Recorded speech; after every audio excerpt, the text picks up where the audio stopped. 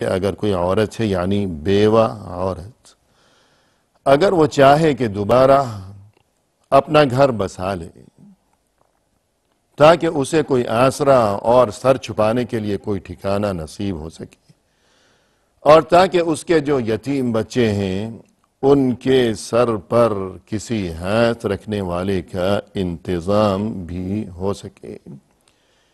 تو ایسے میں ہم دیکھتے ہیں کہ معاشرے میں بہت سے افراد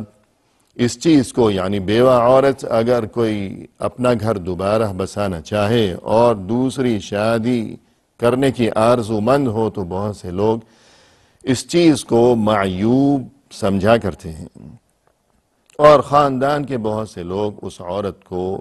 کبھی ڈراتے ہیں کبھی دھمکاتے ہیں وغیرہ وغیرہ، لیکن دینی تعلیمات کی روح سے ناظرین کرام ہمیں یہ بات معلوم ہونی چاہیے کہ اس چیز میں شرعاً قطعاً کسی قسم کی ہرگز کوئی قباحت نہیں ہے۔ یہ عورت کا شرعی حق ہے کہ اگر وہ بیوہ ہو گئی ہے تو اگر وہ چاہے تو دوبارہ کسی کے ساتھ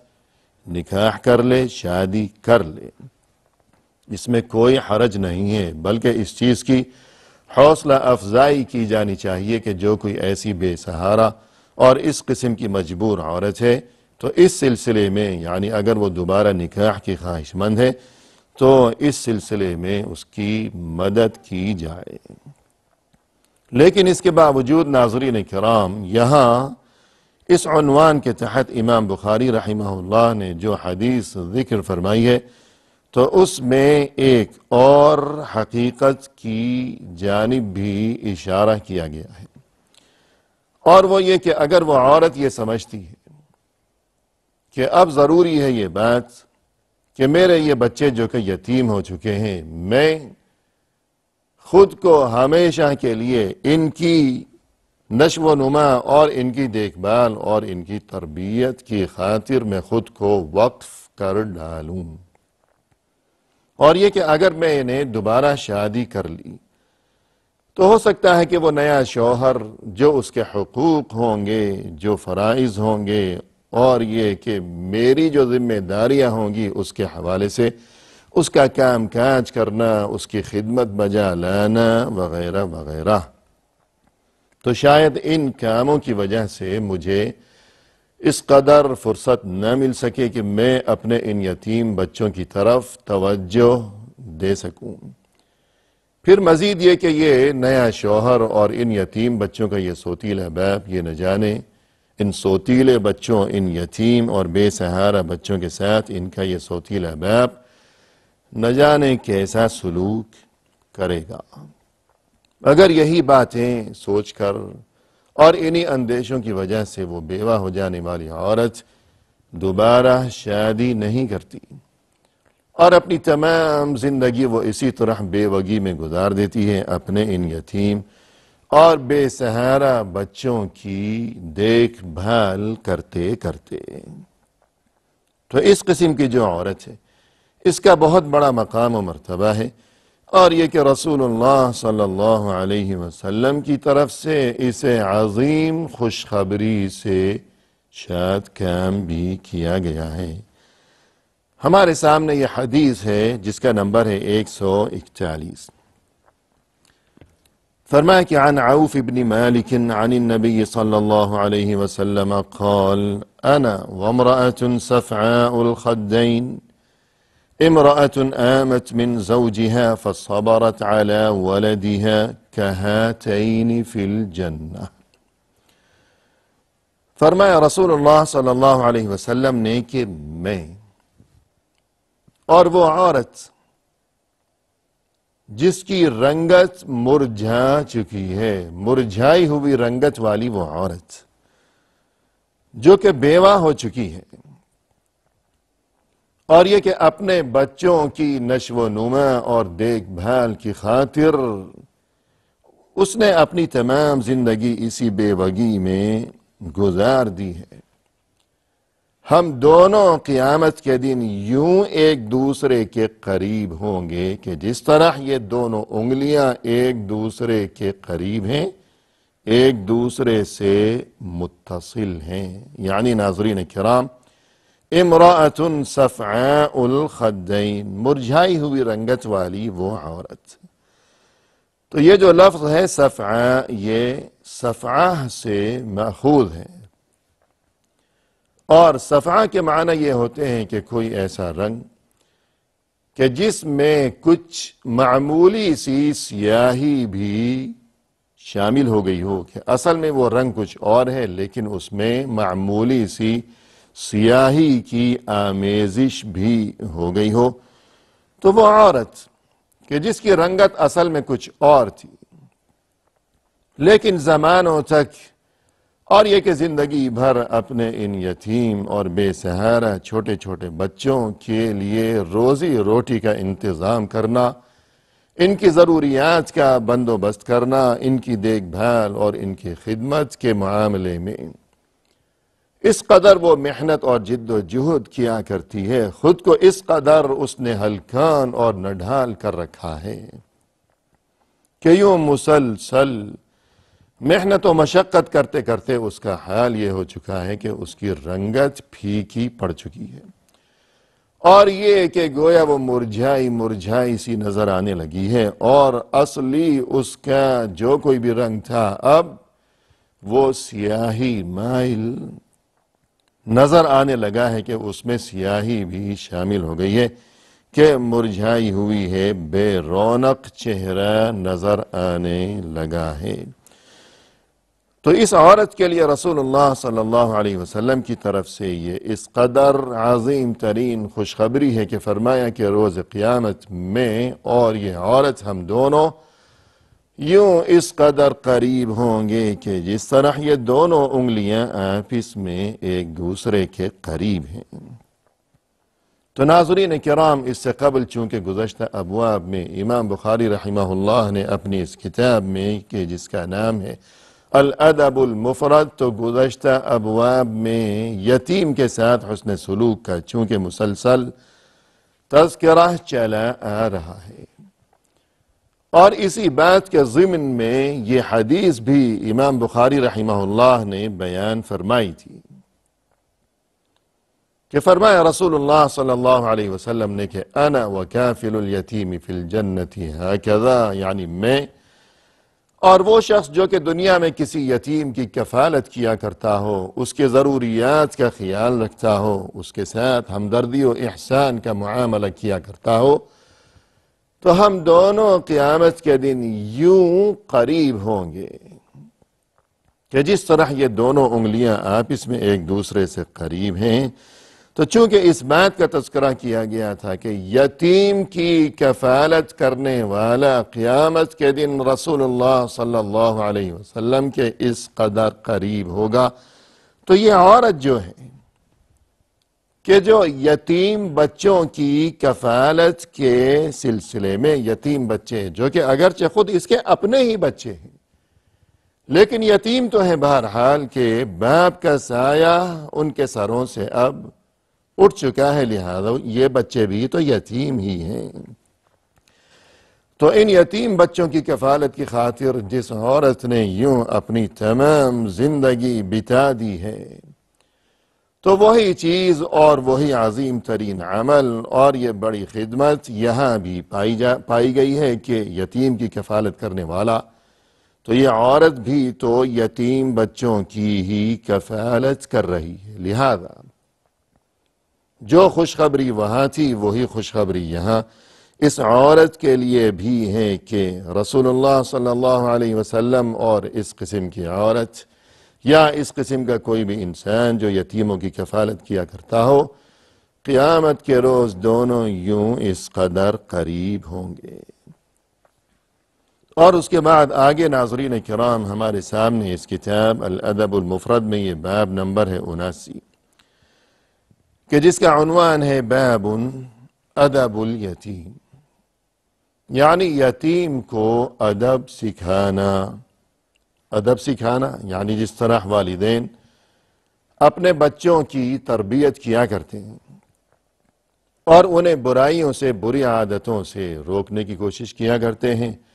اور اچھی باتیں، اچھے طور طریقے اور سلیقے وغیرہ، اچھی تعلیمات اور اچھی تربیت کی خاطر ہمیشہ بچوں کے والدین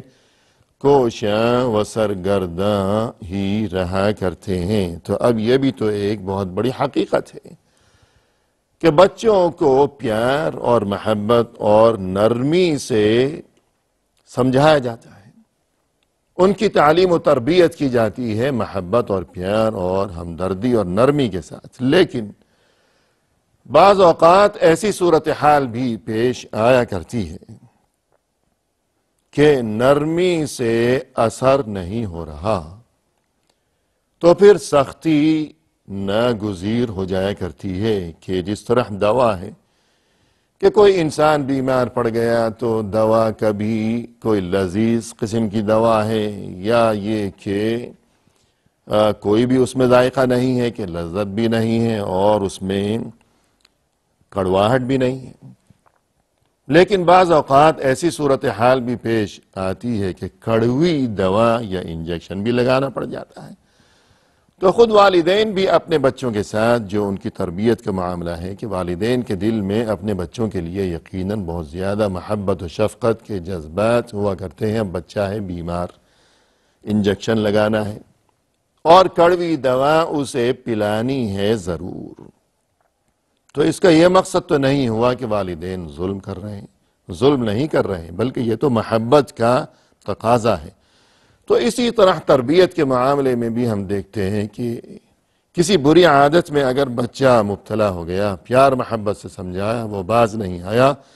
تو بعض اوقات سختی کی نوبت بھی آیا کرتی ہے۔ تو اب اگر کسی کی زیر کفالت گھر میں کوئی یتیم بچہ ہے اور وہ کسی بری عادت میں مبتلا ہو گیا، پیار محبت سے سمجھایا، کوئی فائدہ نہیں ہو رہا، تو کیا اسے چھوڑ دیا جائے کہ یہ تو یتیم ہے، یتیم کو مارنا بہت بری بات ہے، کیا کیا جائے؟ لیکن ہمیں یہ بات یاد رکھنا ہوگی کہ اسے چھوڑ دیا کہ یہ تو یتیم ہے، اب کیا کیا جائے؟ یہ کوئی محبت نہیں ہے، یہ کوئی خلوص اور ہمدردی نہیں ہے، اور خلاصہ یہی ہے کہ انسان خود اپنے بچے کے ساتھ جو کچھ بھی سلوک اور رویہ اختیار کیا کرتا ہے، کبھی سختی اور اگر کبھی محبت اور پیار سے کام چل رہا ہے تو پیار اور محبت، لیکن اگر کبھی سختی کی نوبت آ گئی ہے تو سختی بھی کی جاتی ہے، اس لیے کہ یہ محبت کا تقاضا ہے، نہ یہ کہ دشمنی کی جا رہی ہے۔ لہذا جس طرح والدین اپنے بچوں کے ساتھ جو رویہ اور سلوک روا رکھا کرتے ہیں تو بعینہ ہی یتیم کے ساتھ بھی وہی رویہ اور وہی سلوک روا رکھنا ضروری ہے کہ اولا محبت، ورنہ مجبوری کے وقت سختی بھی کی جائے، کہ محبت کا یہی تقاضا ہے۔ تو ناظرین کرام، یہاں اس باب میں اسی چیز کا تذکرہ کیا گیا ہے۔ فرمایا عن شمیسہ العتکیہ قالت ذکر ادب الیتیم عند عائشة رضی اللہ عنہا فقالت انی لأضرب الیتیم حتی ینبسط۔ یہ شمیسہ العتکیہ فرماتی ہیں کہ ایک بار ام المؤمنین حضرت عائشہ رضی اللہ عنہا کے سامنے یتیم کی تربیت اور اسے ادب سکھانے کے بارے میں کچھ گفتگو ہوئی، کچھ تذکرہ کیا گیا کہ یتیم کو ادب سکھانا، اس کی تعلیم و تربیت، اور یہ کہ نرمی سے کام نہیں چل رہا تو سختی کی جائے یا نہ کی جائے، کہ یہ تو یتیم ہے، اب کیا کیا جائے گا آخر۔ تو اس قسم کی گفتگو ہوئی حضرت عائشہ رضی اللہ عنہا کے سامنے۔ تو یہ گفتگو سننے کے بعد اس موقع پر حضرت عائشہ نے یوں ارشاد فرمایا انی لأضرب الیتیم حتی ینبسط،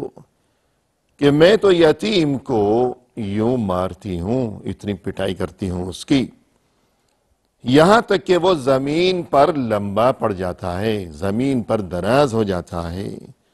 یوں جواب دیا حضرت عائشہ رضی اللہ عنہا نے۔ تو اس سے یہ بات سمجھ میں آئی کہ مجبوری کے وقت یتیم کے ساتھ سختی کا معاملہ کرنا، اس میں کوئی حرج نہیں ہے، بلکہ یہ تو ہمدردی کا اور خلوص کا یہی تقاضا ہے کہ اگر سختی ضروری ہو چکی ہے کہ انسان دیکھ رہا ہے کہ سختی نہ کی گئی تو یہ بگڑ جائے گا اور اس کی ذمہ داری ہم پر ہوگی، اللہ کے سامنے ہم سے اس بارے میں باز پرس کی جائے گی۔ لہذا جس طرح انسان بوقت مجبوری اپنے بچوں کے ساتھ سختی کیا کرتا ہے بعض اوقات، تو وہی اپنے بچوں والا معاملہ یتیموں کے ساتھ بھی روا رکھا جائے گا۔ اور یہاں ناظرین کرام یہ تذکرہ بھی ہو جائے کہ یہ جو فرمایا حضرت عائشہ رضی اللہ عنہا نے کہ میں تو یتیموں کو یوں مارتی ہوں کہ وہ زمین پر بعض اوقات لمبے پڑ جاتے ہیں، تو کوئی یہ نہ سمجھے کہ گویا وہ اس قدر ظلم و زیادتی کیا کرتی تھی کہ یتیم بیچارہ لمبا پڑ گیا، لوٹ پوٹ ہو رہا ہے، تو یہ ظلم و زیادتی کا معاملہ نہیں ہے، بلکہ سبھی جانتے ہیں کہ بچوں کی عادت ہوا کرتی ہے کہ جب وہ دیکھتے ہیں کہ مار پڑ رہی ہے، بلکہ بسا اوقات ابھی مار شروع بھی نہیں ہوئی ہے، مارنا شروع بھی نہیں کیا،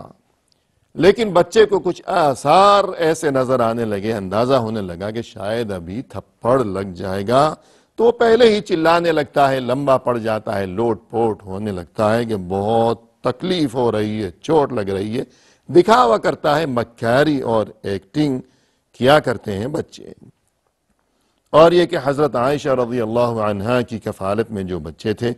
وہ کوئی غیر نہیں بلکہ ان کے بھتیجے، ان کے اپنے بھائی حضرت عبد الرحمن رضی اللہ عنہ کے وہ یتیم بچے تھے۔ اور یہ کہ حضرت عائشہ تو ام المؤمنین تھیں، تمام اہل ایمان کی ماں، لہذا یہ کس طرح ممکن ہے کہ وہ اس قدر ظلم و ستم اور یوں سنگ دلی کا معاملہ کرتی ہوں یتیم بچوں کے ساتھ؟